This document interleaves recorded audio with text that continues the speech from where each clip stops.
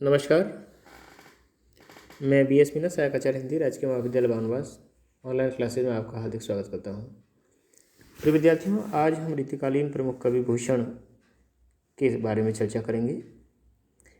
ये रीतिकाल के एक ऐसे कवि हैं जब लगभग ज़्यादातर कवि श्रृंगार रस की रचना करने में लगे हुए थे। उस समय इन्होंने वीर रस में प्रमुखता से रचना करके शम को सबसे अलग साबित किया। ये कान्यकुब्ज ब्राह्मण थे। कहते हैं भूषण निकम्मे थे। एक बार नमक मांगने पर भाभी ने ताना दिया कि नमक कमा कर लाए हो। उसी समय इन्होंने घर छोड़ दिया और कहा कमा कर लाएंगे तभी खाएंगे। प्रसिद्धि है कि कालांतर में इन्होंने 1 लाख रुपए का नमक भाभी को भिजवाया। हिंदू जाति का गौरव बढ़े और उन्नति हो, यह इनकी अभिलाषा थी। इस कारण वीर शिवाजी को इन्होंने अपना आदर्श बनाया तथा उनकी प्रशंसा में कविता लिखी। चित्रकूट नरेश के रुद्र सोलंकी ने भी इनकी कविता सराही और इन्होंने भूषण की उपाधि दी। इनके प्रसिद्ध ग्रंथ हैं शिवराज भूषण, शिवाबावनी, छत्रसाल दशक, जिनमें वीर, रौद्र, भयानक और विभत्स रसों का प्रभावशाली चित्रण है। भूषण रीतिकाल के एकमात्र कवि हैं जिन्होंने संग्रहता से हटकर वीरता और देश प्रेम के वर्णन से कविता को गौरव प्रदान किया। शिवराज भूषण जो इनकी रचना है, इसमें रीतिकालीन प्रमुख प्रवृत्तियों के अनुसार अलंकारों का विवेचन किया गया है। शिवाबावनी में शिवाजी के तथा छत्रसाल दशक में छत्रसाल के वीरतापूर्ण कार्यों का वर्णन है। इनकी जो रचनाएं हैं उसमें युद्धों का सजीव वर्णन देखने को मिलता है। आप देखें कि युद्ध से उत्साहयुक्त सेनाओं का रण के लिए जब प्रस्थान करती हैं और उस समय बाजों का घोर गर्जन होता है, रणभूमि में हथियारों का घात प्रतिघात होता है, शूरवीरों का पराक्रम और कायरों की भयपूर्ण स्थिति आदि दृश्यों का बड़ा सुंदर चित्रण, बहुत अत्यंत प्रभावशाली चित्रण इन्होंने किया है। शिवाजी की सेना के लिए जब रण के लिए वो प्रस्थान करती है तो उस समय का एक चित्र है जो कि उन्होंने बड़े प्रभावशाली तरीके से किया है। साज सतुरंग वीर रंग में तो रंग चढ़ी, सरजा शिवाजी जंग जीतन चलत है, भूषण भनत नाद बीहद नगारन के, नदी नद मद गैवरन के रलत हैं, एल फैल खेल भेल खलक में गेल गेल, गजन की ठेल पेल सैल उछलत हैं, तारा सो तरनी भूल धरा पे लांगत जिम, धरा पर पारा पारा बार जो हालत है। तो ये उनकी जो युद्धों के सजीव वर्णन का जो विशेषता है उनकी रचना में, वो वाकई में इतना जीवंत है, इतना प्रभावशाली है को पढ़ने के पश्चात लगता है कि रण क्षेत्र कहीं हमारे दाएं बाएं है। उसकी जीवंतता का एहसास सहज में ही होता है। इनकी काव्यगत विशेषताओं में यदि भाषा की बात की जाए तो इन्होंने अपनी जो काव्य रचना है वो ब्रजभाषा में की। रीतिकालीन प्राय कवि ब्रजभाषा में ही काव्य रचना कर रहे थे, लेकिन इनकी जो खासियत है भाषा के संदर्भ में, जो विशेषता है, वो ये है कि ब्रजभाषा को इन्होंने वीर रस की कविता के लिए अपनाया और वीर रस के अनुकूल उनकी ब्रजभाषा में सर्वत्र ही ओज के दर्शन देखे जा सकते हैं। इसके अलावा इनकी जो भाषा है ब्रज, उसमें उर्दू, अरबी, फारसी आदि शब्दों की भी भरमार है। आप देखेंगे कि जंग, आफ्ताब, फौज जैसे शब्दों का इन्होंने खुलकर प्रयोग किया है और शब्दों का जो चयन है वो वीर रस के अनुकूल ही है। मुहावरों और लोकोक्तियों का प्रयोग भी बहुत सुंदरता से इन्होंने किया है। इसके अलावा व्याकरण की जो अव्यवस्था है, शब्दों का तोड़ मरोड़ और वाक्य विन्यास की गड़बड़ी है, वो कहीं कहीं चुभती है, लेकिन इसके साथ ही उनकी भाषा बड़ी सशक्त और प्रभावमयी भी है।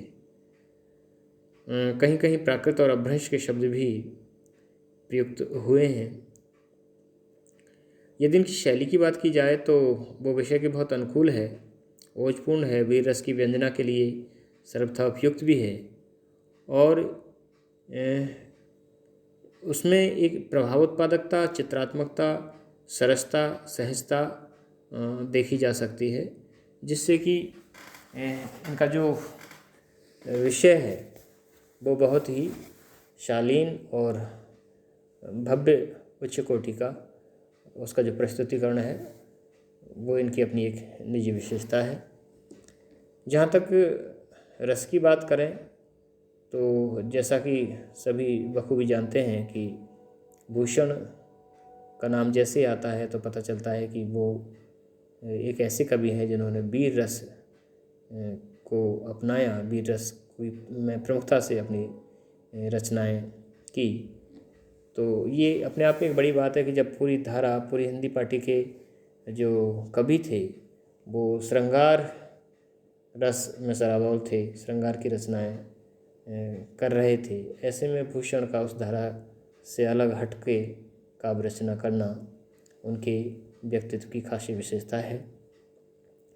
वीररस के साथ रौद्र, भयानक और बीभत्स आदि रसों का भी उनकी रचनाओं में समावेश देखा जा सकता है। श्रृंगार रस की भी ऐसा नहीं है कि श्रृंगार से उनका पूर्णतः परहेज हो, कुछ रचनाएं श्रृंगार में भी लिखी हैं, किंतु श्रृंगार रस के वर्णन ने भी उनकी वीर रस की एवं रुचि का स्पष्ट प्रभाव दिख पड़ता है। ने करु निरादर पिया सो मिली सादर, ये आए वीर बादर बहादुर मदन के। कहने का आशय यह है कि कवि का जो प्रिय और प्रमुख जो रस है वो वीर ही है। उनकी जो छंद योजना है वो रस के अनुकूल ही है। दोहा, कवित, सवैया, छप्पे आदि प्रमुख छंद उनकी रचनाओं में देखे जा सकते हैं। और यदि हम अलंकार की बात करें तो रीतिकालीन कवियों की भांति इन्होंने भी अलंकार को खासा महत्व दिया। इनकी जो कविता है उसमें प्राय अलंकार देखे जा सकते हैं। अर्थालंकारों की अपेक्षा इनका जो जोर है वो शब्दालंकारों पर ज़्यादा रहा। यमक अलंकार का एक उदाहरण देख सकते हैं कि ऊंचे घोर मंदिर के अंदर रहने वाली, ऊंचे घोर मंदिर के अंदर रहती है। साहित्य में यदि स्थान की बारे में हम बात करें तो भूषण हिंदी साहित्य में अपना एक विशिष्ट स्थान रखते हैं। वे वीररस के अद्वितीय कवि हैं। रीतिकालीन कवियों में वे पहले कवि थे जिन्होंने हास विलास की अपेक्षा राष्ट्रीय भावना को प्रमुखता प्रदान की। इन्होंने अपने काव्य द्वारा तत्कालीन ऐसा हिंदू समाज को वीरता का पाठ पढ़ाया और उसके समक्ष रक्षा के लिए एक आदर्श प्रस्तुत किया। वे निसंदेह राष्ट्र की अमर धरोहर है। अब इसके अलावा सार रूप में यदि हम बात करें तो जो प्रश्न है वो पूछा जा सकता है कि इनके पिताजी का क्या नाम था। जन्म मृत्यु के संदर्भ में प्राय नहीं पूछते, लेकिन यदि पूछ लें तो उस हिसाब से आप इनको देख लें। रचनाओं के बारे में पूछा जा सकता है कि शिवराज भूषण, शिवा बावनी, छत्रसाल दशक, ये जो उनकी प्रमुख तीनों रचनाएं हैं इन्हें आप बखूबी स्मरण कर लें, क्योंकि रचनाओं से संबंधित प्रश्न सहज में ही पूछा जा सकता है।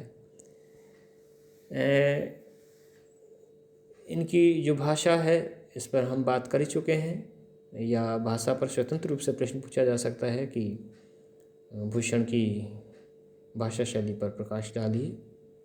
तो भाषा ब्रज ही प्रमुख है, लेकिन उसमें अरबी, फारसी, बुंदेली और तुर्की के शब्द भी देखे जा सकते हैं, सहजता से मिल जाते हैं। शैली पर भी हमने आपसे भी बात की, जो कि वीररस की ओजपूर्ण शैली है। छंद में कवित, सवैया और रस में प्रधान रस वीर है। इसके अलावा भयानक, बीभत्स, रौद्र और श्रृंगार रस भी देखे जा सकते हैं। अलंकारों में प्राय सभी अलंकार हैं, लेकिन शब्दालंकारों पर उनका ज़्यादा उनको पसंद है, मोह रहा है उस पर। तो इस तरह से भूषण रीतिकाल की एक अनूठी प्रतिभा है जो सहज ही अपने समकालीन अन्य कवियों से वीर रस के कारण उन्हें अलग पंक्ति में स्थान देते हैं। और साहित्य में जब भी रीतिकाल में वीरता की बात चलती है तो भूषण का नाम लिए बिना वह पूर्ण नहीं होती है। इस लिहाज से धारा के विपरीत जब कोई भी व्यक्ति काम करता है तो उसकी जो छवि है वो अमिट और एक अलग होती है। यही स्थिति कवि भूषण के साथ है। भूषण उस युग में जब चारों ओर निराशा, उदासी, हताशा का वातावरण था और हिंदुओं के साथ अत्याचार और ज्यादतियाँ हो रही थी, ऐसे में कविता के जरिए शब्द के शिल्पी कवि भूषण ने राष्ट्रीय भावना से ओतप्रोत रचनाएं रच करके अपनी देशभक्ति, राष्ट्र प्रेम और निष्ठा का परिचय दिया। उम्मीद करता हूँ कि ये वीडियो व्याख्यान आपको भूषण को समझने में सहयोग प्रदान करेगा। धन्यवाद।